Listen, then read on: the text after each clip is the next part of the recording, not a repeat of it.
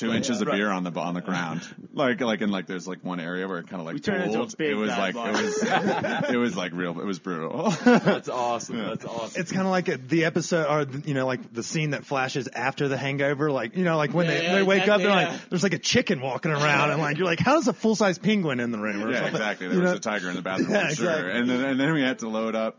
Like, and literally, was it the next day? We like put everyone on buses out to East Hampton. It was insane. So y'all go up there to open this summer house, and then do you guys all like? Is it kind of like summer camp? Like, do y'all have like? Kind of is like it a dorm? Or? Yeah, it was like a fancy dorm for some of the hourly employees, but it was definitely like a college atmosphere. They definitely had a good time.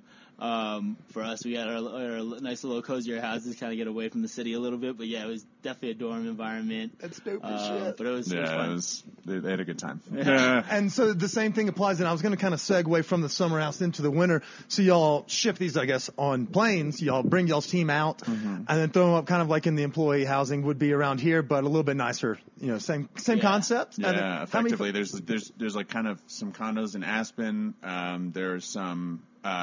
About half the team's in a hotel in Basalt. So kind of people are like peppered around, and then the managers are peppered around Aspen as well in condos, which is, again, bonkers. It's just like, what world do we live in? You guys want to spend the summer in Hamptons and the winter in Aspen? Like, we're just going to like put you up in town. Like, it's crazy. So we're justifying it by traveling around, getting high, and talking to chefs and eating dank-ass food. So I feel you on the passion project. It seems it's working out for us so far. That's where we are. Cheers. Thank y'all. But so the summer house was kind of spun off this idea of the restaurant closing. So then after the summer house, was this just the idea of the winter house just because, hey, that was successful, we enjoy doing that, it's like good for the team? Or was there a different idea behind coming to Aspen? It's like, it's multiple fold, right? Like, I wish it's not just like one answer. But for us, like, the summer house was so successful. It was so much fun. Like, the idea of not doing it was not an option, basically. Right. But if you're going to open up a pop-up or build a team in order to do that, you can't just like pull them. Like Chef Rich said, we went to all the other properties and invited people to come join us. We couldn't pull them out of their restaurant for 5 months and then just have it, like expect those other businesses to like be able to like pick up 80, 90 people again. Slack and be like, oh, well, we just lost, our chef de cuisine. So, you didn't want them to skip a beat. So exactly. It's not like, we're not saying that they're replaceable, but I often like to picture when you're picking this team as well. It's like the dad of like 4 kids. He's like, I'll go. I'll take my, I'll take the fun, not a vacation, but 4 months in Aspen, dibs. But and so what we had to figure out a way to do it for a year at least, right? Like you can't like build a team of people and only have them work for 5 months. Like, it just doesn't work that way. So how do you extend it? And it's funny, over the summer, the first one in 2017, Chef is from Switzerland, right? So, like, he's, like, grew up in the mountains, grew up snowboarding. He's like, I can't even do his accent, but he's like, well, what if we did a winter house, And then, and the light just went off. And then, like, you could just, like, see everyone's face. Like, everyone, like, paused for a minute. And here we are, like, it's just like, it was kind of a joke, a thing. And then, for us trying to extend that 5-month program into a year-long program, like, what's the only way that you can do it? And if you're going to go anywhere and do a winter house, you gotta go. And that was going to be my questions. Like, you hear Sundance is at Park City. And so, obviously the alcohol in Utah is all screwy and, Mormon things. But so I was going to ask, what was on the short list? Was it Aspen or bust? Like, if the St. Regis didn't play, y'all were like, fuck it, maybe we'll try Vancouver or Whistler, or because y'all are obviously was like the main place. I think it was Aspen or Aspen. Yeah. You're gonna make them take you in. Yeah, it wasn't even like, I don't know. I don't think it was hard. I don't even know if you guys checked out anything else, but I think like you were saying, I think it was the identity of like what the summer house was, that fun atmosphere, that kind of let loose side. Like Nomad's a very fun let loose restaurant, but this is a very even more casual, which I think Chef and Will didn't want to let go of. It was a very cool identity, and I'm sure when you guys come in and come eat, it's just food's good, it's unpretentious, the service is unpretentious, friendly. It's just the whole atmosphere. You guys come in and it's like a fun time. That's that Colorado vibe. Y'all managed to channel it perfectly into the fine dining scene. Like, we're sitting in a motherfucking yurt right now. How cool is that? Did y'all have? And I'm not gonna say it's gimmicky, but it's it's a neat concept that you don't see anywhere else. I'm going to shift off the summer because we're going to dive into the winter. But did y'all have like beach cabanas set up for folks over there, or are we special and have this? It wasn't so much. Yeah, it was a huge backyard. We had ping pong tables in the backyard out there, and we had like an acre of games, basically, and like picnic tables and swings out with little kids just screaming around. Yeah, I mean it was like the least like formal place you've ever been in your life. It literally was a backyard. We served like hot dogs and hamburgers, and there was like ping pong and bocce ball, and we had cornhole. It was like a beach house. And so for us, we had a lot of booze. And for us, we had this, and so much of our culture came out of this backyard, right, where it was like so much fun to just kick it. And then we were like, okay, we're going to be in the mountains. We have this courtyard. How do we make sure that we can like still maintain that like fun outside vibe, because we didn't want to lose it. Yeah. And like I said, it was like so much a part of our identity at that for the summer house. We were like, all right, well, how do we make sure people can eat outside when it's snowing? When it's a Colorado winter night. Like, how do we ensure that is the reality? And so of your options, I mean, maybe we could have put a tent up. Yeah, but I don't know. Fuck that. You've seen that. Yeah. Exactly. Like a big, like, hall-ish thing. No, we didn't want to do that. So this was like a, like a silly medium, right? Everything's like, we try to be playful in like whatever ways we can. I mean, there's like a weird antler with velvet on it behind you. Like, so like the thing is. I have a hat on it. And that's like for us, like, how do we make sure that we can serve like the best possible food and the best possible drink, but still make sure that you're like, not feeling uncomfortable. Yeah, it's just experience. We want it to be fun and like kind of memorable and kind of separate ourselves. Like, you can go anywhere and get good food, like, but to have a whole experience where you're sitting in a yurt with like skis and there's like a Mongolian yurt over there. And it's, and then there's a bar next door and a different yurt. John Denver's playing on the PA system. And so we're going to experience your meal tonight. We're fired up about it. And so like you mentioned, what you were serving was casual. It's relaxed. It's and that's a little bit different gears from the New York thing. So let's dive into a little bit more about the winter house. Aspen is quite we got here this morning and I felt a little stuffy. So y'all managed to kind of bring a relaxed, casual atmosphere. Let's dive into a little of we're the 99%. We're not foodies. We're not like, oh, you can taste the moon. Yeah, I don't think it needs to be like that. I don't think that's kind of the whole idea. We didn't want to do that. We kind of, for the food, at least, we kind of cooked what we wanted to eat. It was like kind of fun R&D'ing this because chef really wanted to move in a direction of like kind of Swiss food, and that's kind of what you'll see in there, a little heavier, creamier, but it's like something you want to eat after you get off the mountain. That's the whole idea. We were sitting here like, what do you want to eat when you get off the mountain a day of skiing? You want something kind of filling and fun and unpretentious, and you don't want to think too much about it. You just want to eat it and go, wow, it's really awesome, and have some drinks and talk to your friends and have a good time. So what? Oh, go ahead. Oh, no. So I was going to say, like, I was lucky enough. My sister lives up in New York, and so I go up there every year to visit her. And we ate at the Nomad 2 years ago. Awesome. And, like, the service was great. It was really approachable. And, I imagine, like, 11 Madison Park is, obviously another tier. So would you say this is just kind of more of that, like, I mean, I felt comfortable in there. I never felt, like, kind of over... Like, it wasn't presumptuous or anything, and I kind of pretentious? Feel like... Yeah, exactly.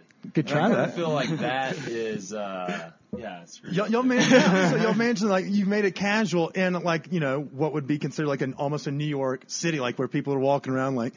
It's hilarious with the people of Aspen. And I love my friends that are here and everything like that, but I'm just like looking at like menus and like looking at like these watches in the windows and you're like, this is hysterical. Like we're so out of place, but feel very comfortable here. So it's not, it's funny. You like walking around Aspen, you feel like you're in another world. I know, like, right? It's like not where, and not for me. Like I grew up in Queens, like I grew up in the city, in like San Francisco and New York, all big cities and like, But I think like, definitely not this caliber thing. You can still like, and that's one of the things that EMP like, that we strive for at Madison Park, and that's like what's so much fun about what we get to do out here is like you can still have nice things and not feel uncomfortable about having them, right? So like how do you do that? You're just like nice and you smile and you accommodate, you know what I mean? And like Chef was saying about the food, like what is it when you want to come down off the mountain? Like what is it that you want to eat? Like we have veal schnitzel on the menu, right?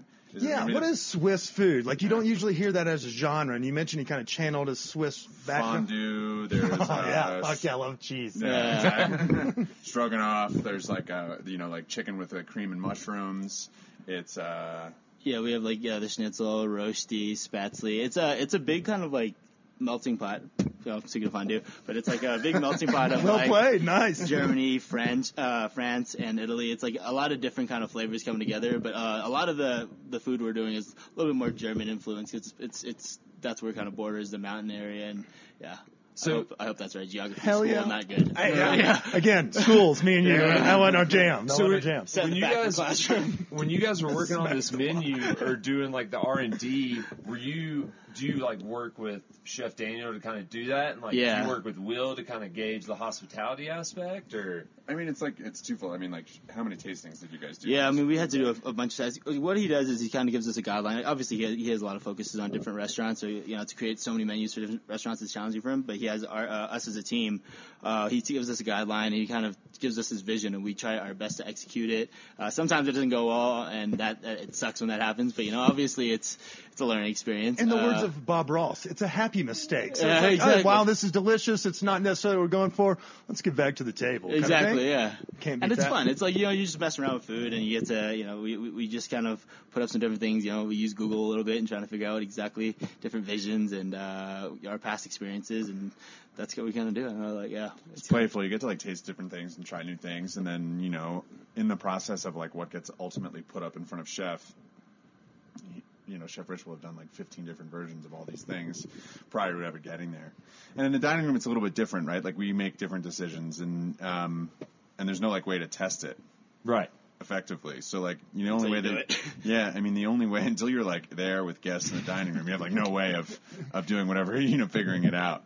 So you just basically set like relative guidelines, and then like coach people to like see it the same way that you see it, which just takes time. Right, and that was like the joy of doing this project too. Is by the time we got to Aspen, which is a little bit like higher level of service than it was in the summer house. I remember what I told you about picnic tables and people running. I just picture people with like flip flops on and like board shorts and that's just like 1,000% what it is. Chicks in bikinis and things like that, and it's like, oh my god. Yeah, and for here it's like a little closer to EMP or Nomad basically, but like you slowly over time like coach decision making, and so you create a team that's like knows how you would make a decision in a given moment, right? Or like. Because the hospitality thing, as much as you can like coach it, you can't really, right? Right. Not everyone. You get on the same wavelength, so they're like, this is how, and after working with together, like you've been with the restaurant for a while, you kind of, what would work. You're like, no, we're definitely not trying to serve that. Yeah. I'm not taking that shit to the table. Yeah. So I'm not going to have him taste that and be like, do you want this on the menu? Yeah. And kind of the quirks and the mannerisms of, I mean, I've definitely served Chef some things I probably shouldn't serve him. Like, he's definitely let me have it a few times, but, and then in the dining room too, like you do, like it's so funny how it works this way, but like decor informs behavior in a way that you would never even like it's crazy how that works. You put white tablecloths on a table, and all of a sudden, like people kind of change the way that they act. Perceive things. It's wacky. Yeah. I know all about that. You put a microphone in front of someone, they clam up. But y'all are killing it. But Thank you. I appreciate that. I did feel very uncomfortable when we sat down, for the record. Once you do I talk into this thing? We can fix that. You're just having a conversation. There just happens to be this weird thing in front of us. Exactly. So yeah, in the dining room, it just takes time, right? Like, it takes a lot of just like kind of coaching and spending time together and all the other things. And then when Will does come, he'll make the changes and he like rearranges things. And then there's other people too that we work with who aren't Will, who also see things like he does, who like help. Like, our director of operations, Sam Lip, is in town this weekend. We had our fine dining director who was in town a couple weeks ago kind of helping us out. And so you get like these different perspectives, and it all just like informs it over time. I bet they're all like, yeah, I'll go out there and, do a little touch up. Be like, I'll go check on Aspen, make sure everyone's groovy out there. Definitely, we've gotten a lot of support. For sure. That's good. The love from home continues to come out every 2 weeks or so. That's the other like part of this joy though too, right? Like it's fun. We get to like do like one of like the coolest, most playful things in the company, right? So I want everyone to come see it too, right? You're like, come look at what we're doing out here. Yeah, exactly. Not to rub it in, but kind of to rub it in. Life sucks out here. Yeah, exactly. Well, so we usually like to do a couple Colorado segments. I don't know, were y'all, and I'll kind of do a perfect segue because I'm brilliant at this. So were y'all able to visit Aspen, or have y'all been to Colorado in the past before this winter? Is this y'all's first time here? This is my second time. We came to check out Aspen in the summer, and it was gorgeous. It's green everywhere. It's like an insane place to be, and it's, for me, growing up in San Francisco, New York, it's like being landlocked was a little weird, but once I got over that, I was just kind of admiring the beauty and like the vastness of the Rockies and everything. It's insane. Yeah, I went to a wedding here a couple years ago, and it was amazing. But I was like in a wedding, right? It was like I didn't have an opportunity to experience it. And then when we got back in June of this past year, it was like overwhelming. Kevin looked like a little kid in Disneyland. Wow, look at all those trees and mountains. I was like, you're like stuck to the window of the that's car exactly what it was. Driving up. Yeah, we they saw actually made